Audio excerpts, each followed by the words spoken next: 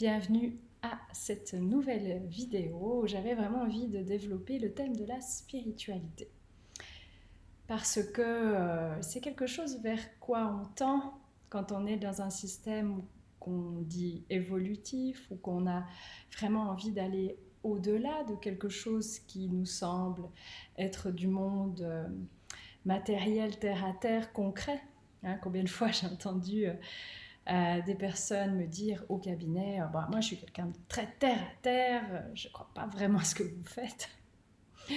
Et alors si j'utilise le terme spiritualité, peut-être que chez eux ça va même générer une peur, ou c'est comme si l'incompréhension de ce que c'est vraiment la spiritualité, le fait qu'on y met beaucoup aussi de connotations ou de jugement ou une forme de non concret, c'est quelque chose qui n'est pas concret, donc je ne le vois pas, j'y crois pas, de toute façon je ne sais pas ce que c'est. C'est un petit peu ce que je vois ou de ce que j'entends euh, je cherchais mes mots, du terre à terre. Donc c'est pour ça que je voulais faire cette vidéo sur spiritualité basique cause toujours.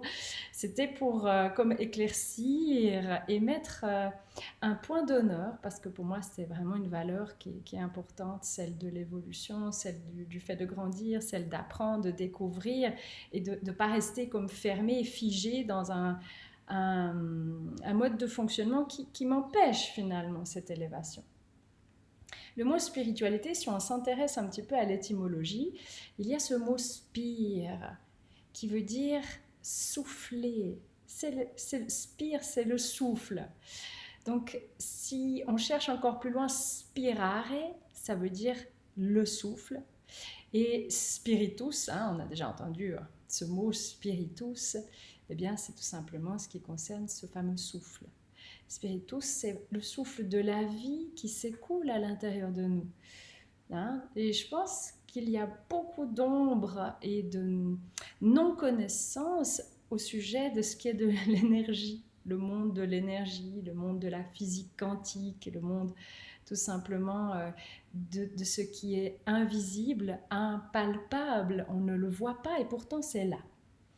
C'est un petit peu comme quand on me dit mais ouais, moi je suis terre à terre, ok, mais finalement on est dans une ère moderne dans laquelle on peut envoyer un message par Wi-Fi chez nous jusqu'en Polynésie. Pourtant c'est une onde, on ne la voit pas, mais voilà, c'est comme ça, on ne se pose pas de questions. C'est comme l'électricité ou c'est comme peut-être bien d'autres choses qu'on ne voit pas et pourtant c'est là, mais on ne se pose pas de questions. Beaucoup de personnes ne pensent pas qu'elles ont un champ énergétique et que finalement, ce que l'on dégage n'est pas visible, n'est pas palpable, mais pourtant c'est là, ça existe, effectivement. Par chance, les scientifiques mettent maintenant de plus en plus à contribution leurs recherches et il y a une forte liaison entre ce qu'on dit spirituel et de ce qui est comme physique et matériel, tout se rejoint. Ça veut dire que, par exemple, l'Institut HeartMath en Californie a bien démontré que notre champ cardiaque est très puissant. Il génère comme un tore autour de nous qui n'est pas visible mais mesurable. Alors une personne ne pourra effectivement pas dire j'y crois pas puisque c'est mesurable et ça a été scientifiquement prouvé. Mais on n'a pas que ce champ-là. On a notre cerveau, par exemple, si on mesure les hertz émises par notre cerveau, c'est pas là, ça s'arrête pas juste là, ça vient au-delà.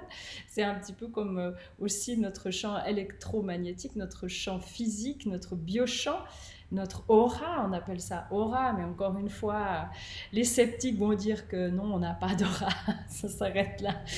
Ça, je vous rassure, ça n'est pas vrai, ça s'arrête bien au-delà.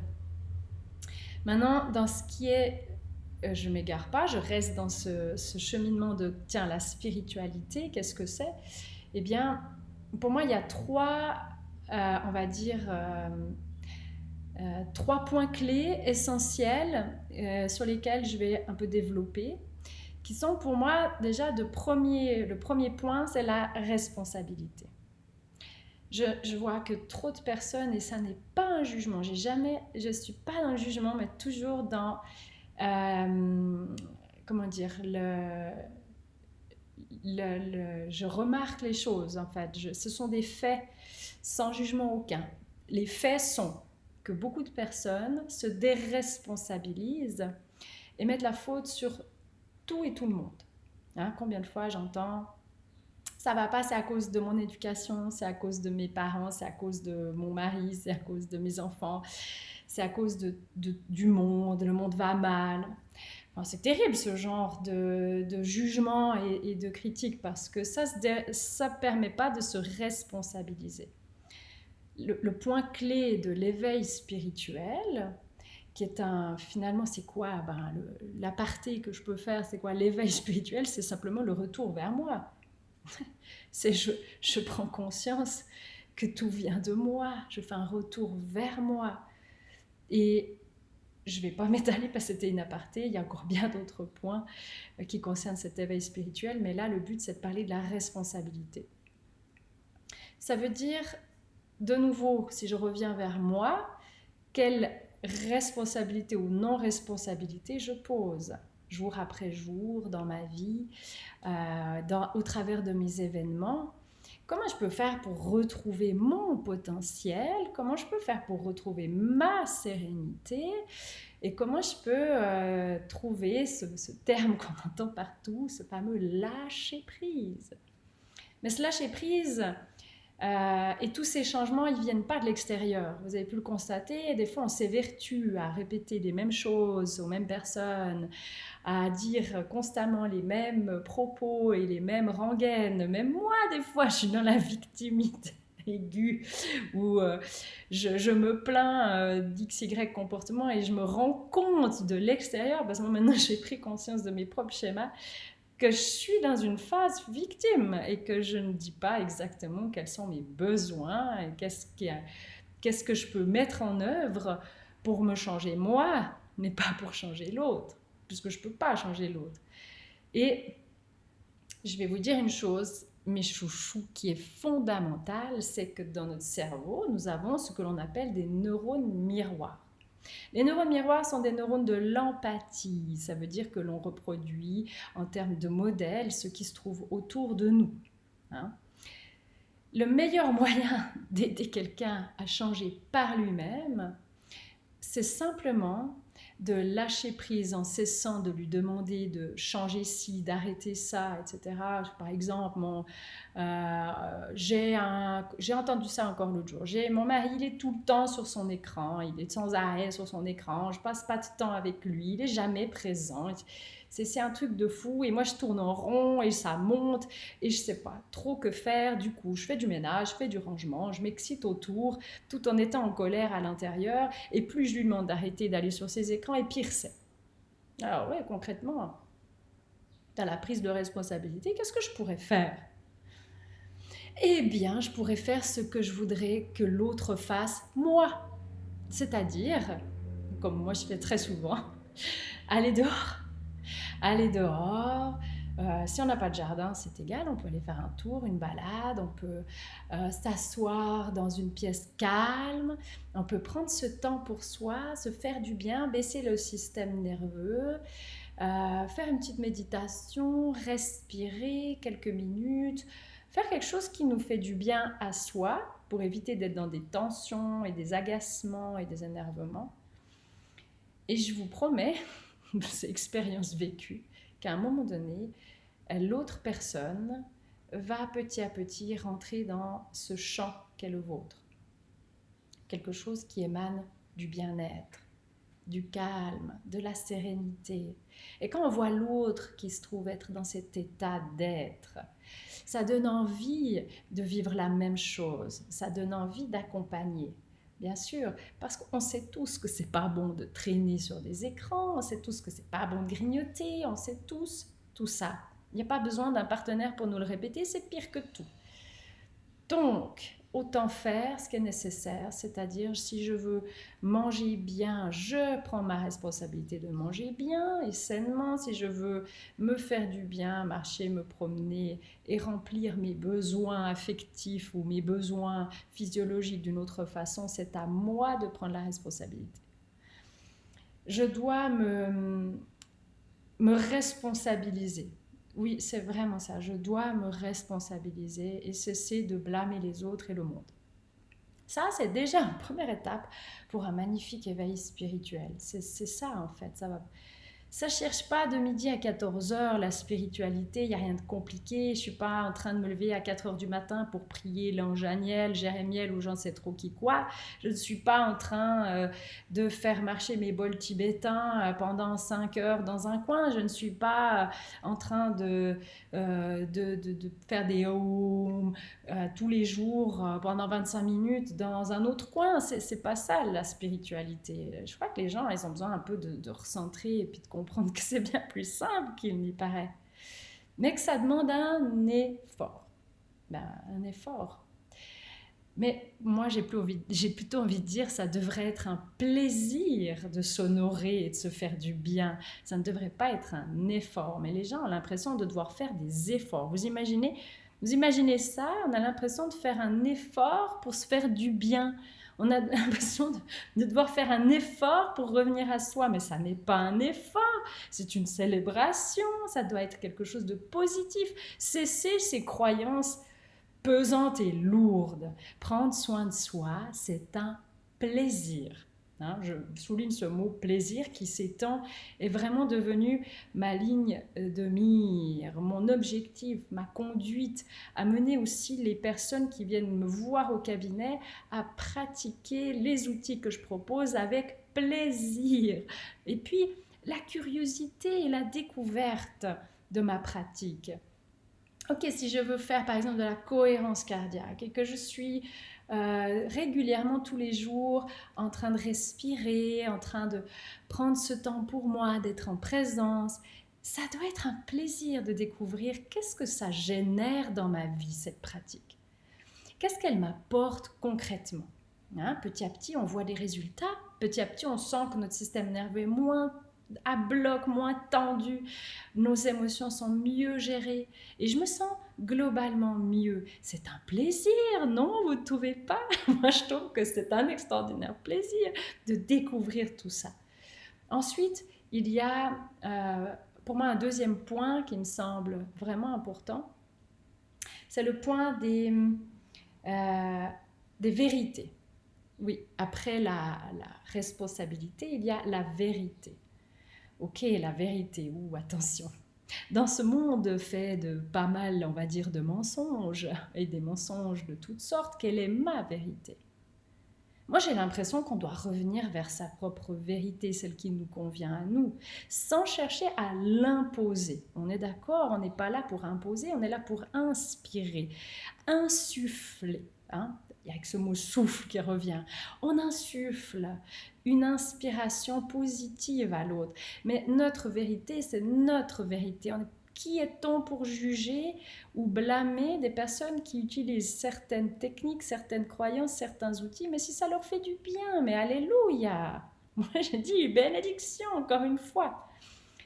Qu'est-ce qui m'empêche d'émettre dans mon monde intérieur ce vers quoi j'ai envie de tendre, ce qui m'appelle?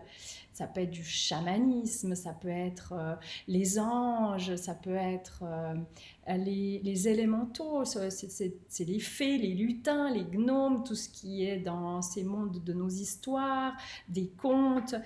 Qu'est-ce qui m'empêche de me tourner vers autre chose, quoi que ce soit qui me parle à moi? Et je vais vous dire une chose, c'est que si par exemple, typiquement pour le prochain stage que je vais faire, on va travailler sur l'animal totem. Ok. Quelqu'un qui ne croit pas du tout et qui vraiment pourrait presque en rire, que nous avons, pourquoi pas, un animal totem, ou plusieurs, ou des guides, ou que sais-je encore, un ange gardien. Si dans mon monde intérieur, je me mets dans un état modifié de conscience au travers de méditation ou au travers de l'hypnose. Et que dans ce monde-là, dans ce moment-là où je pars, j'émets des images qui font du sens. Mais ça peut être symbolique, hein. Je veux dire, si j'imagine par exemple l'archange Michael et que j'y mets toute la puissance de la visualisation, je l'imagine venir vraiment. Je l'imagine couper certains cordons qui me lient au passé, ou je l'imagine faire certaines actions qui vont m'aider, qui m'entourent de sa lumière, ou quoi que ce soit, que mon inconscient puisse s'en inspirer, parce que symboliquement, c'est très puissant. Qu'on ait besoin que ce soit réel ou imaginaire, on s'en fiche. Ce qui est important, c'est ce que ça génère dans mon monde intérieur en termes de symbolisme, de résultats, de sensations, d'émotions. C'est ça qui va être enregistré. Je pense que notre monde imaginaire est peut-être bien plus réel que le monde réel, en fait. Et que dans ce monde-là, tout est envisageable et possible. Si je trouve par exemple mon animal totem qui correspond par exemple, pourquoi pas à un ours, et que pour moi ce symbolisme de l'ours génère une sorte de force, une sorte de volonté, de détermination, de toute puissance, que sais-je, et que je l'intègre dans mon monde intérieur, dans cet état modifié de conscience où mon cerveau le prend comme réel, tout ce que je vis, et que ça permet d'imbriquer à l'intérieur de moi certains mécanismes, certains changements, mais pourquoi pas? Moi, je vous dis, tout est possible. Rien n'est juste, rien n'est faux. Tout est expérience. Je vis des expériences. Et dans mon chemin de quête de ma spiritualité, le troisième point qui me semble essentiel, c'est qu'on est connecté à tout. À la fois un, à la fois tout. Il faut quand même savoir que notre monde est fait d'énergie. Si j'avais effectivement cette télécommande pour mettre une pause sur le monde, il n'y aurait que des atomes, des vibrations, peut-être plus rapides, certaines, d'autres plus lentes, et que le champ énergétique global de l'univers envoie simplement un signal. Ça a été prouvé dans le monde scientifique de la biologie que nos cellules, elles reçoivent simplement un signal. Donc en fait, finalement, on pourrait se dire qu'on n'est pas là, en fait. Ce qui fait que nous, on est là, que nous, on est présents, c'est parce qu'on reçoit un signal de nous.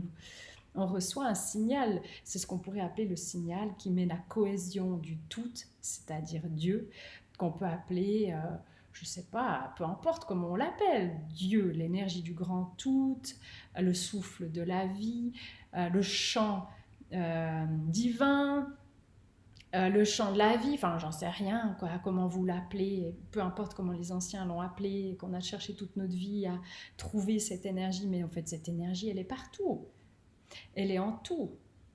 Et se croire, c'est ce que l'être humain croit, hein, franchement, et ça c'est terrible, c'est cette séparation en fait. Parce qu'on est séparé de tout. On oublie qu'on est connecté à tout. Et que si j'émets une pensée si j'émets par exemple des pensées négatives constamment, ou si j'ai du monde, des autres, de la vie, du collègue, et que je suis tout le temps dans cette énergie, c'est quelque chose que je vais poser par la puissance des pensées qui ne sont pas invisibles et nulle part. Elles émettent elles aussi un champ. D'ailleurs, ne vous est-il jamais arrivé de penser à quelqu'un et tout à coup il vous appelle dans la journée? On est connecté à tous. Et ce que l'on pense du monde entier et des gens se pose aussi sur eux et les empêche de grandir et d'évoluer. Alors au lieu de cultiver la critique et le jugement, cultivons la compassion. Cultivons des mouvements d'amour et de paix. Hein, parce que c'est quelque chose que l'on émet autour de soi. Nous créons notre réalité. Alors, quelle réalité ai-je envie de créer? Et ai-je envie de me sentir séparée?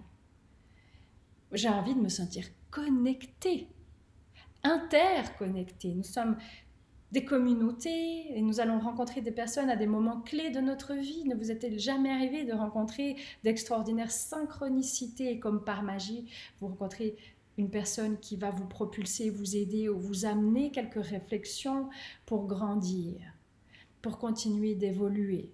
La spiritualité, c'est simplement, je prends la décision d'évoluer vers quelque chose qui va au-delà, quelque chose d'invisible mais de puissant, qui est l'élan de l'amour de la vie, qui est l'élan de l'amour de soi. Et là, c'est bien différent. Franchement, vous êtes d'accord? Ça me démange grave l'oreille. Donc, c'est vraiment ça, en fait, la spiritualité.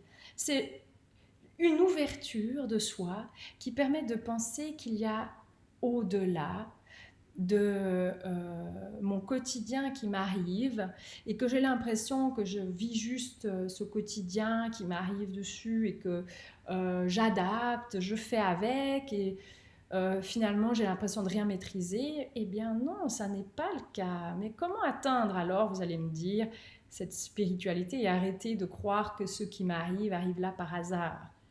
Parce que c'est moi qui l'attire tout ça, par ma vibration.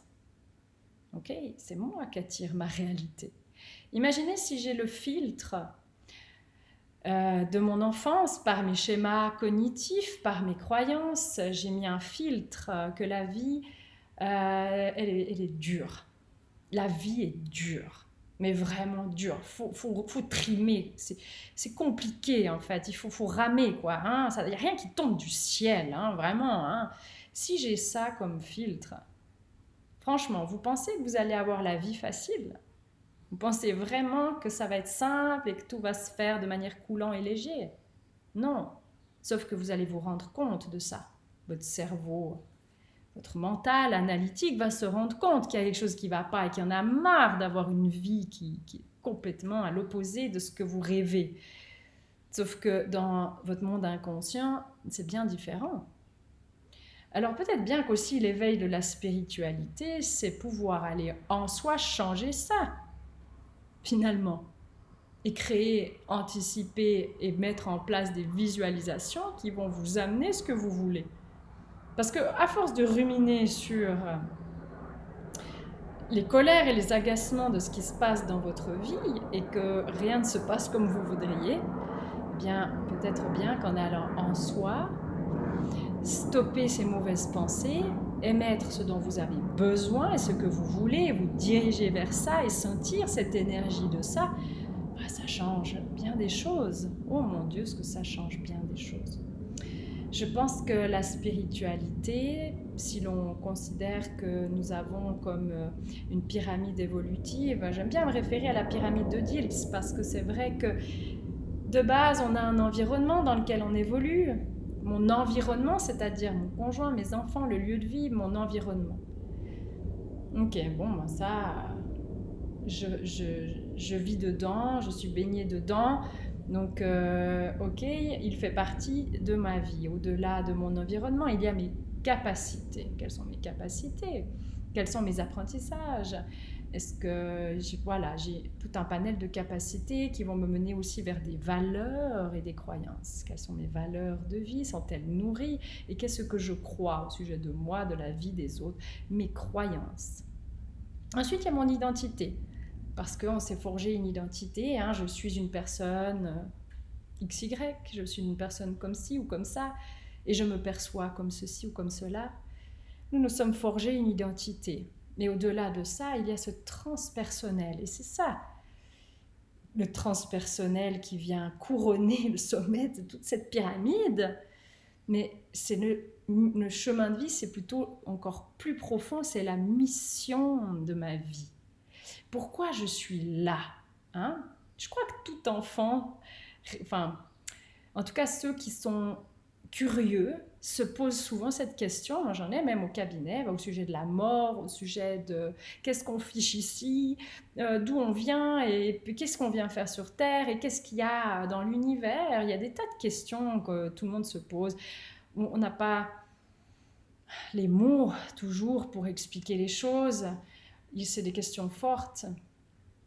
Mais moi, j'ai envie de dire une chose qui pour moi fait sens, mais c'est ma vérité, rappelez-vous, chacun a sa vérité. Moi, j'essaye d'insuffler, c'est toujours ça, d'insuffler ou d'inspirer Ben oui, dans l'inspiration et l'insufflation, il y a toujours ce mot souffle. On souffle, on respire. Le souffle, c'est la vie. Donc, dans ce cheminement, ce qui me semble essentiel de savoir, c'est, mais je suis là en fait pour apprendre, pour découvrir la vie, pour faire des expériences. Finalement, c'est la terre le paradis. Moi, je trouve que c'est la terre le paradis. Parce qu'on peut créer, parce qu'on peut co-créer, parce qu'on peut créer ce qui est notre paradis. Alors, on est les champions pour créer nos enfers. Mais à un moment donné, grâce à la spiritualité, peut-être ça permet un peu d'en sortir de cet enfer, de se responsabiliser, de choisir d'être heureux, d'admettre sa vérité, c'est écouter sa petite voix, pas la petite voix des médias, des mensonges, même des XY personnes qui viendront vous casser sur votre chemin. Combien de fois on m'a dit, ouais, toi t'es une fleur bleue, hein, toi t'es un petit peu dans ton monde, hein, les nuages, la vie est belle, les bisounours. Non, c'est pas vrai, c'est jugeant et ça n'est pas du tout représentatif de mon identité et de qui je suis. Pourtant, si j'avais écouté ce qu'on me disait, leur vérité, peut-être bien que je serais au fond du bac. Mais non, moi j'écoute ma vérité. Ma vérité, c'est qu'il y a quelque chose au-delà. Ma vérité, c'est que je sais ce qui me fait du bien. Je choisis ce qui me fait du bien. Mes pensées, je les choisis. Je ne me laisse pas déporter par mes pensées. Je choisis aussi de prendre soin de moi et j'ai plaisir à le faire. La vérité, votre vérité, pas celle des autres. Quelle est votre vérité? Et en troisième, rappelez-vous, je suis connectée à tout et au tout. On ne peut pas se dire déconnecté, on ne peut pas se dire être seul au monde, ce n'est pas possible. Nous sommes tous faits d'une énergie semblable et d'une vibration et d'une signature vibratoire qui fait que je suis là et que j'ai un champ d'énergie, un biochamp de mes pensées, de ce que je dégage, de qui je suis. Donc, je ne suis pas séparée, je suis connectée. Et nous sommes tous connectés au grand tout, que ce soit le monde végétal, le monde minéral, que ce soit n'importe quelle matière naturelle de cette planète, je fais partie de cela. Ah, c'est mouche. Donc, pour moi, cette vidéo, c'était simplement vous aider à maintenant revenir vers vous. Tout simplement. Revenir vers vous, ressentir, revenir dans ses propres sensations, ses propres ressentis et ses propres envies sans blâmer les autres. Devenez acteur de vous. Devenez acteur de votre vie. Et responsable de votre vie. Voilà, c'est tout ce que j'avais à dire et que j'ai envie de partager. Et si vous avez envie d'expérimenter, bien sûr, j'aime bien travailler entre l'hypnose, la spiritualité qui permet d'atteindre en fait plus facilement l'inconscient, de poser symboliquement des éléments puissants à votre changement, avec des ressources dont vous avez besoin, comme la force, comme la confiance, comme la puissance, comme la découverte, la joie, etc. Le samedi 10 octobre, je voulais faire vivre une journée pour que vous puissiez revenir à vous et découvrir des images, des sensations, des émotions par des voyages intérieurs. Moi, je vais vous mener, vous guider pour que vous puissiez faire vos propres voyages intérieurs, vos propres découvertes. Et qu'est-ce que ça vous a amené? Sans se dire, mais c'est du pipeau, c'est du vent, de toute façon, la spiritualité. Non. Faites vos expériences et vos découvertes et cherchez toujours à être curieux. Qu'est-ce que ça m'amène? Qu'est-ce que ça me fait sentir ou ressentir? Donc bienvenue mes chers amis pour cette journée magnifique qu'on va vivre ensemble ce samedi, le samedi 10 octobre autour du thème de la spiritualité, l'hypnose et les techniques qu'on peut utiliser. Voilà, je vous remercie infiniment pour votre écoute. Je vous souhaite une belle suite sur votre cheminement et suite à un prochain partage que je me réjouis de faire avec vous. Voilà, voilà. Merci.